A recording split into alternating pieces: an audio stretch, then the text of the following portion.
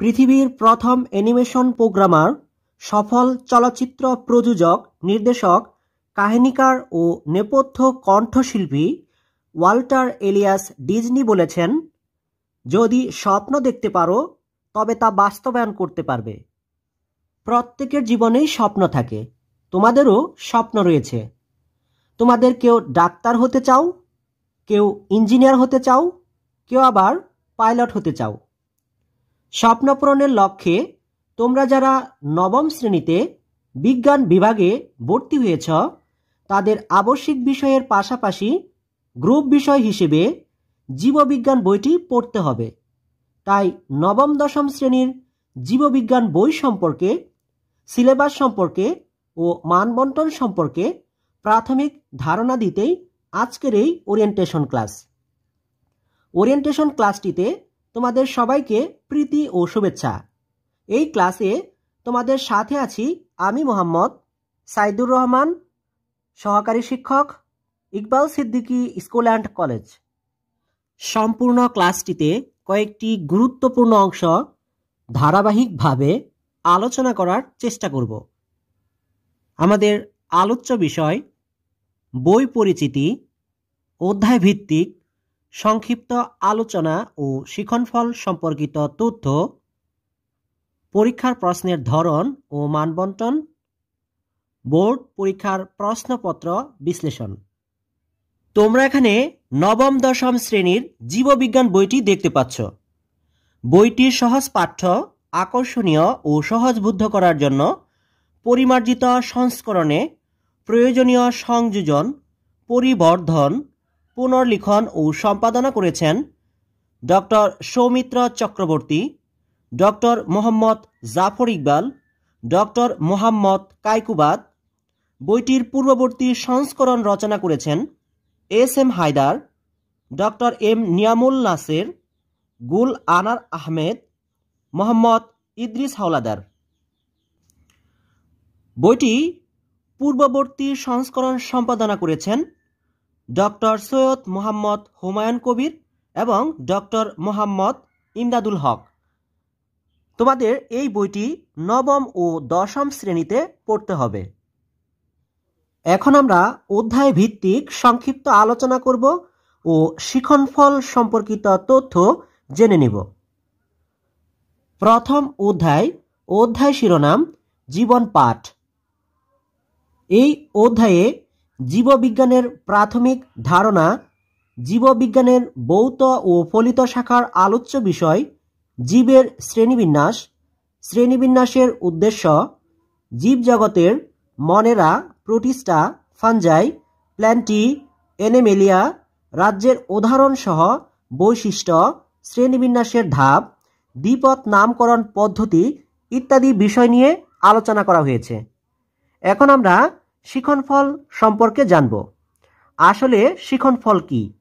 একটি অধ্যায় পাঠ শেষে আমরা যা যা শিখতে পারবো, অর্থাৎ যা বর্ণনা করতে পারবো, যা বিশ্লেষণ করতে পারবো, যা ব্যাখ্যা করতে পারবো, সেগুলোই শিক্ষণফল। প্রথম অধ্যায়ে শিক্ষণফল রয়েছে 7টি। এরপর দ্বিতীয় অধ্যায় শিরোনাম জীবকোষ ও টিস্যু। এই অধ্যায়ে কোষের প্রকারভেদ, উদ্ভিদ ও প্রাণীকোষের প্রধান অঙ্গাণু, উদ্ভিদ ও প্রাণী টিস্যুর প্রকারভেদ ও এদের কাজ, অঙ্গ ও তন্ত্র, সরল ও যৌগিক অণুবীক্ষণ যন্ত্রের গঠন ইত্যাদি বিষয় নিয়ে আলোচনা করা হয়েছে। দ্বিতীয় অধ্যায়ে শিক্ষণফল রয়েছে 14টি। এরপর তৃতীয় অধ্যায় শিরোনাম কোষ বিভাজন। এই অধ্যায়ে কোষ বিভাজন ও এর প্রকারভেদ, মাইটোসিস কোষ বিভাজন প্রক্রিয়া ও এর ধাপসমূহ, মিওসিস ও মাইটোসিস কোষ বিভাজনের গুরুত্ব ইত্যাদি বিষয় নিয়ে আলোচনা করা হয়েছে। তৃতীয় অধ্যায়ে শিক্ষণফল রয়েছে 8টি। এরপর চতুর্থ অধ্যায় শিরোনাম জীবনী শক্তি। এই অধ্যায়ে এটিপি এর ভূমিকা, সালোক সংশ্লেষণ প্রক্রিয়া ও এর পর্যায়, সালোক সংশ্লেষণের প্রভাবকসমূহ, সালোক সংশ্লেষণে ক্লোরোফিলের অপরিহার্যতার পরীক্ষা, শ্বসন, শ্বসনের প্রকারভেদ, শ্বসনের গুরুত্ব, শ্বসনের ফলে তাপ নির্গমন পরীক্ষা ইত্যাদি বিষয় নিয়ে আলোচনা করা হয়েছে। চতুর্থ অধ্যায়ে শিক্ষণফল রয়েছে 11টি। এরপর পঞ্চম অধ্যায় শিরোনাম খাদ্য, পুষ্টি ও পরিপাক।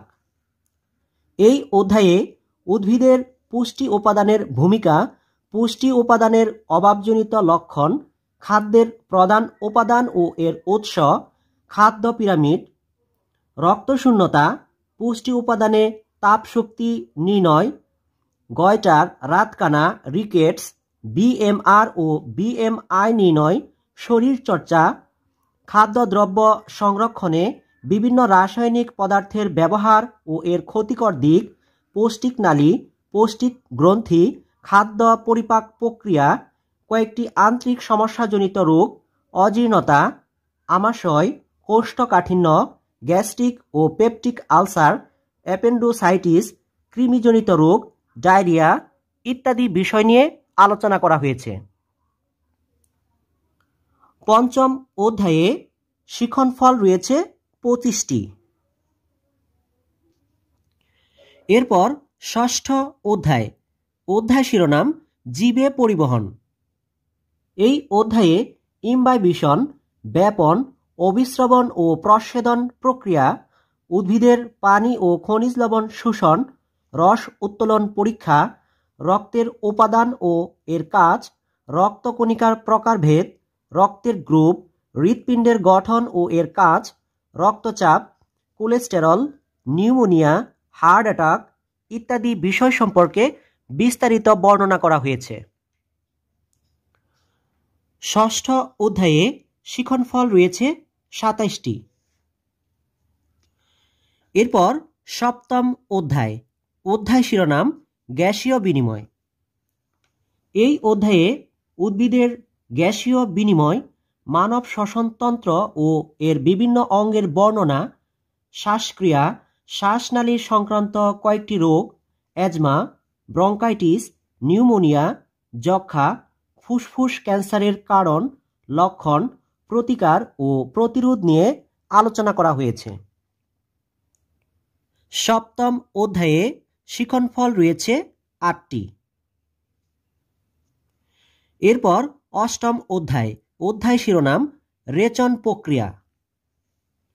এই অধ্যায়ে রেচন, বৃক্কের গঠন ও কাজ, নেফ্রন, অসমোরেগুলেশনে বৃক্কের ভূমিকা, ডায়ালাইসিস, বৃক্ক প্রতিস্থাপন, মূত্রনালী সুস্থ রাখার উপায় ইত্যাদি বিষয় সম্পর্কে বিস্তারিত বর্ণনা করা হয়েছে।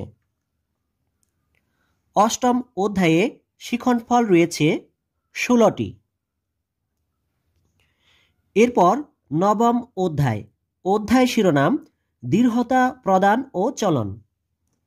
এই অধ্যায়ে মানব কঙ্কালের সাধারণ পরিচিতি, দৃঢ়তা প্রদান ও চলনে কঙ্কালের ভূমিকা, অস্থি ও তরুণাস্থি, পেশি, টেন্ডন, অস্থিসন্ধি, অস্থি সংক্রান্ত রোগ, অস্টিওপোরোসিস ও অ্যাথ্রাইটিস রোগের লক্ষণ, প্রতিকার ও প্রতিরোধ নিয়ে আলোচনা করা হয়েছে।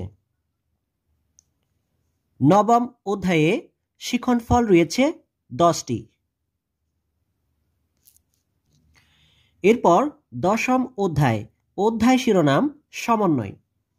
এই অধ্যায়ে উদ্ভিদের সমন্বয়, কয়েকটি হরমোন ও এদের ব্যবহার, মস্তিষ্কের গঠন ও কাজ, নিউরনের বিভিন্ন অংশ, প্রতিবর্তী ক্রিয়া, মানবদেহের কয়েকটি মুখ্য নালীবিহীন গ্রন্থি পরিচিতি, কাজ ও নিঃসৃত হরমোন, হরমোনজনিত অস্বাভাবিকতা, প্যারালাইসিস, এপিলেপসি, পার্কিন্স, সমন্বয় কার্যক্রমে তামাক ও মাদক দ্রব্যের প্রভাব ইত্যাদি বিষয় সম্পর্কে আলোচনা করা হয়েছে। দশম অধ্যায়ে শিক্ষণফল রয়েছে 15টি। এরপর একাদশ অধ্যায় শিরোনাম জীবের প্রজনন।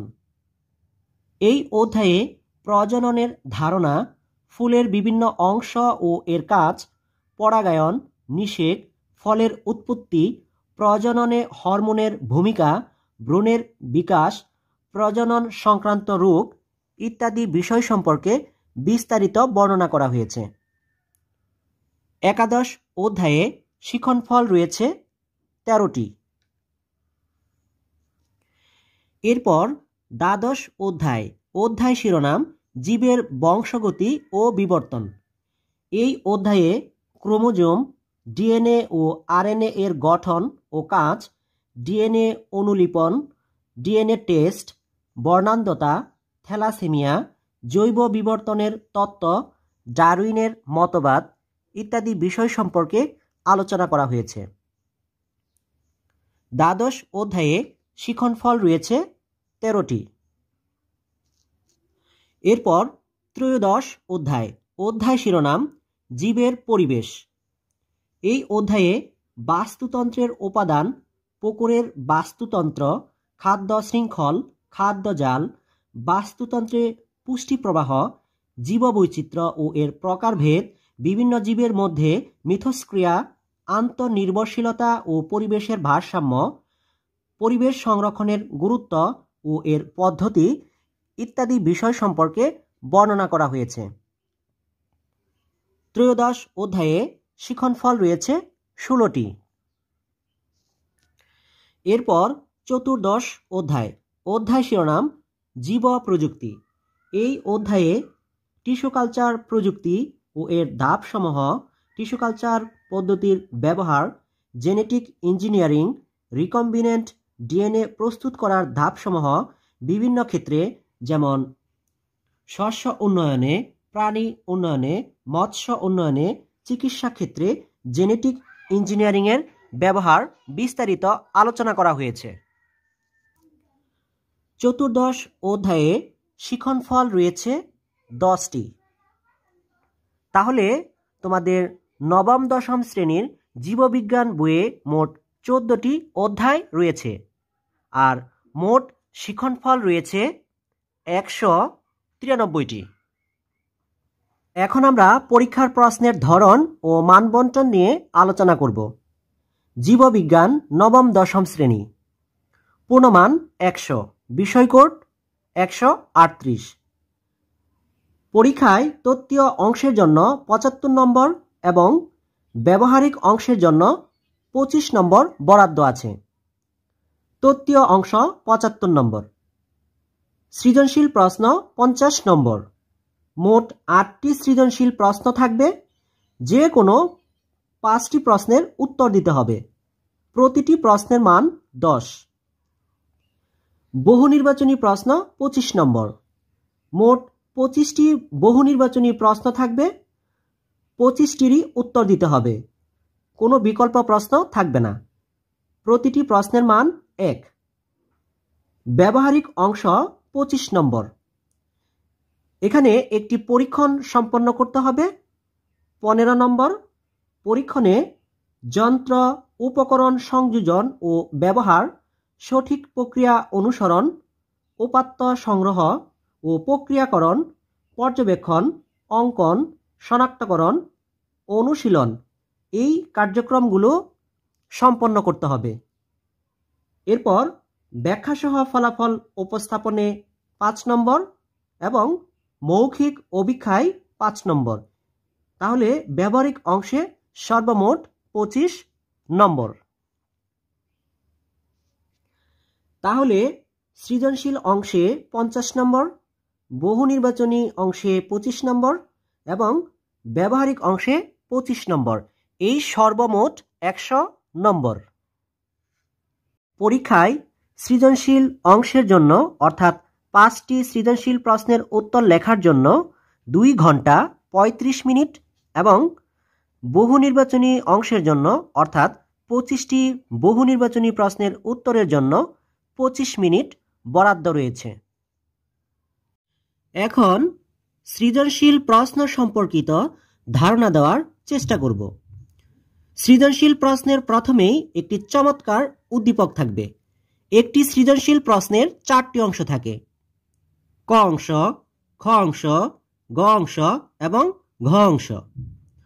ক অংশ জ্ঞানমূলক প্রশ্ন। এই অংশে প্রশ্নটি হবে অতি সহজ। এই প্রশ্নের মাধ্যমে পাঠ্যপুস্তক থেকে কোনো সহজ বিষয় বা প্রত্যয় সম্পর্কে জানতে চাওয়া হয়। এই প্রশ্নটির উত্তর তোমাকে স্মরণ করে লিখতে হবে। এই প্রশ্নটি তোমার পাঠ্য বইয়ের যে কোনো অধ্যায় থেকে হতে পারে। ক অংশের জন্য 1 নম্বর বরাদ্দ রয়েছে। এরপর খ অংশ অনুধাবনমূলক প্রশ্ন। এই অংশে তোমাকে বিষয়বস্তু বুঝে বা অনুধাবন করে লিখতে হবে। অনুধাবন স্তরের প্রশ্নটি পাঠ্যপুস্তক থেকে হতে পারে, অর্থাৎ এই প্রশ্নটিও তোমার পাঠ্যপুস্তকের যে কোনো অধ্যায় থেকে হতে পারে। খ অংশের জন্য অর্থাৎ অনুধাবনমূলক প্রশ্নের জন্য 2 নম্বর বরাদ্দ রয়েছে। এরপর গ অংশ প্রয়োগমূলক প্রশ্ন। এই অংশে অনুধাবনের ধারণাকে নতুন পরিস্থিতিতে প্রয়োগ করতে পারছ কিনা সেটি যাচাই করা হয়। তোমার অর্জিত জ্ঞান এবং অনুধাবনকে কাজে লাগিয়ে এই অংশের প্রশ্নটির উত্তর লিখতে হয়। গ অংশের জন্য অর্থাৎ প্রয়োগমূলক প্রশ্নের জন্য 3 নম্বর বরাদ্দ রয়েছে। এরপর ঘ অংশ উচ্চতর দক্ষতামূলক প্রশ্ন। এই অংশে কোনো বিষয় বিশ্লেষণ বা মূল্যায়ন করার চিন্তন দক্ষতার উচ্চতর সামর্থ্য যাচাই করা হয়। এ জাতীয় প্রশ্নটি অবশ্যই উদ্দীপকের সাথে গভীরভাবে সম্পৃক্ত থাকে। ঘ অংশের জন্য অর্থাৎ উচ্চতর দক্ষতামূলক প্রশ্নের জন্য 4 নম্বর বরাদ্দ রয়েছে। এবার তোমাদের বহু নির্বাচনী প্রশ্ন সম্পর্কিত ধারণা দেওয়ার চেষ্টা করব। সাধারণ বহু নির্বাচনী প্রশ্ন, বহুপদী সমাপ্তিসূচক প্রশ্ন এবং অভিন্ন তথ্যভিত্তিক প্রশ্নের সমন্বয়ে মোট 25টি বহু নির্বাচনী প্রশ্ন পরীক্ষায় এসে থাকে, যেখানে জ্ঞান স্তরের প্রশ্ন মোট প্রশ্নের 40% যা 10টি, অনুধাবন স্তরের প্রশ্ন মোট প্রশ্নের 30% যা 60টি, প্রয়োগ স্তরের প্রশ্ন মোট প্রশ্নের 20% যা 5টি এবং উচ্চতর দক্ষতা স্তরের প্রশ্ন মোট প্রশ্নের 10% যা 3টি। এই সর্বমোট 25টি বহু নির্বাচনী প্রশ্ন তোমাদের পরীক্ষায় এসে থাকে।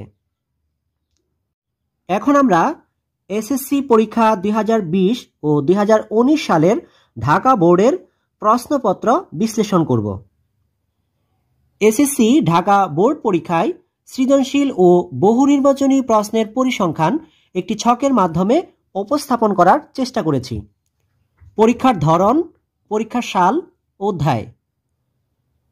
আমরা প্রথমেই 2020 সালের সৃজনশীল প্রশ্নের পরিসংখ্যান দেখব। 2020 সালে প্রথম অধ্যায় থেকে কোনো সৃজনশীল প্রশ্ন আসেনি। দ্বিতীয় অধ্যায় থেকে এসেছে একটি, তৃতীয় অধ্যায় থেকে এসেছে একটি, চতুর্থ অধ্যায় থেকে কোনো সৃজনশীল প্রশ্ন আসেনি, পঞ্চম অধ্যায় থেকে এসেছে 2টি, ষষ্ঠ, সপ্তম অধ্যায় থেকে কোনো সৃজনশীল প্রশ্ন আসেনি, অষ্টম অধ্যায় থেকে এসেছে একটি, নবম, দশম, একাদশ অধ্যায় থেকে কোনো সৃজনশীল প্রশ্ন আসেনি, দ্বাদশ অধ্যায় থেকে এসেছে 2টি, ত্রয়োদশ অধ্যায় থেকে কোনো সৃজনশীল প্রশ্ন আসেনি এবং চতুর্দশ অধ্যায় থেকে এসেছে একটি সৃজনশীল প্রশ্ন। এবার আমরা 2019 সালের সৃজনশীল প্রশ্নের পরিসংখ্যান দেখব। 2019 সালে প্রথম অধ্যায় থেকে কোনো সৃজনশীল প্রশ্ন আসেনি। দ্বিতীয় অধ্যায় থেকে এসেছে একটি, তৃতীয় অধ্যায় থেকে কোনো সৃজনশীল প্রশ্ন আসেনি, চতুর্থ অধ্যায় থেকে সৃজনশীল প্রশ্ন এসেছে 2টি, পঞ্চম অধ্যায় থেকে এসেছে 2টি, ষষ্ঠ, সপ্তম, অষ্টম, নবম, দশম একাদশ অধ্যায় থেকে কোনো সৃজনশীল প্রশ্ন আসেনি। দ্বাদশ অধ্যায় থেকে এসেছে একটি, ত্রয়োদশ অধ্যায় থেকে কোনো সৃজনশীল প্রশ্ন আসেনি এবং চতুর্দশ অধ্যায় থেকে এসেছে 2টি সৃজনশীল প্রশ্ন। এবার আমরা বহু নির্বাচনী প্রশ্নের পরিসংখ্যান দেখব। 2020 সালে প্রথম অধ্যায় থেকে বহু নির্বাচনী প্রশ্ন এসেছে একটি, দ্বিতীয় অধ্যায় থেকে এসেছে 2টি, তৃতীয় অধ্যায় থেকে এসেছে একটি, চতুর্থ অধ্যায় থেকে এসেছে একটি, পঞ্চম অধ্যায় থেকে এসেছে একটি, ষষ্ঠ অধ্যায় থেকে এসেছে 4টি, সপ্তম অধ্যায় থেকে এসেছে একটি, অষ্টম অধ্যায় থেকে এসেছে 3টি, নবম অধ্যায় থেকে এসেছে একটি, দশম অধ্যায় থেকে এসেছে 3টি, একাদশ অধ্যায় থেকে এসেছে 2টি, দ্বাদশ অধ্যায় থেকে এসেছে 3টি, ত্রয়োদশ অধ্যায় থেকে কোনো বহু নির্বাচনী প্রশ্ন আসেনি এবং চতুর্দশ অধ্যায় থেকে এসেছে 2টি। এবার 2019 সালের বহু নির্বাচনী প্রশ্নের পরিসংখ্যান দেখব। 2019 সালে প্রথম অধ্যায় থেকে বহু নির্বাচনী প্রশ্ন এসেছে 2টি, দ্বিতীয় অধ্যায় থেকে এসেছে 3টি, তৃতীয় অধ্যায় থেকে এসেছে একটি, চতুর্থ অধ্যায় থেকে এসেছে একটি, পঞ্চম অধ্যায় থেকে এসেছে 5টি, ষষ্ঠ অধ্যায় থেকে এসেছে একটি, সপ্তম অধ্যায় থেকে এসেছে একটি, অষ্টম অধ্যায় থেকে এসেছে 2টি, নবম অধ্যায় থেকে এসেছে 2টি, দশম অধ্যায় থেকে কোনো বহু নির্বাচনী প্রশ্ন আসেনি, একাদশ অধ্যায় থেকে এসেছে একটি, দ্বাদশ অধ্যায় থেকে এসেছে একটি, ত্রয়োদশ অধ্যায় থেকে এসেছে 4টি এবং চতুর্দশ অধ্যায় থেকে এসেছে একটি বহু নির্বাচনী প্রশ্ন। তাহলে ঢাকা বোর্ডের 2020 ও 2019 সালের প্রশ্নপত্র বিশ্লেষণ থেকে আমরা দেখতে পাচ্ছি যে সকল অধ্যায়গুলোর থেকে সৃজনশীল প্রশ্ন আসেনি সেগুলোর থেকে কিন্তু আবার বহু নির্বাচনী প্রশ্ন এসেছে। যেমন প্রথম অধ্যায়ে কোনো সৃজনশীল প্রশ্ন আসেনি কিন্তু বহু নির্বাচনী প্রশ্ন এসেছে। একইভাবে ষষ্ঠ অধ্যায়ে, সপ্তম অধ্যায়ে, নবম অধ্যায়ে, দশম অধ্যায়ে, একাদশ অধ্যায়ে এবং ত্রয়োদশ অধ্যায়ে সৃজনশীল প্রশ্ন না আসলেও বহু নির্বাচনী প্রশ্ন এসেছে। তার মানে আমাদের সবগুলো অধ্যায়কে সমান গুরুত্ব দিয়ে ভালো করে পড়তে হবে এবং খুঁটিনাটি বিষয়গুলো মনে রাখতে হবে। প্রয়োজন বোধে গুরুত্বপূর্ণ অংশগুলো আন্ডারলাইন করতে হবে। ভারতীয় পণ্ডিত, সাধক ও লেখক স্বামী বিবেকানন্দ বলেছেন, একটি লক্ষ্য ঠিক করো, সেই লক্ষ্যকে জীবনের অংশ বানিয়ে ফেলো। চিন্তা করো, স্বপ্ন দেখো। তোমার মস্তিষ্ক, পেশি, রক্তনালী, পুরো শরীরে সেই লক্ষ্যকে ছড়িয়ে দাও আর বাকি সব ভুলে যাও। এটাই সাফল্যের পথ।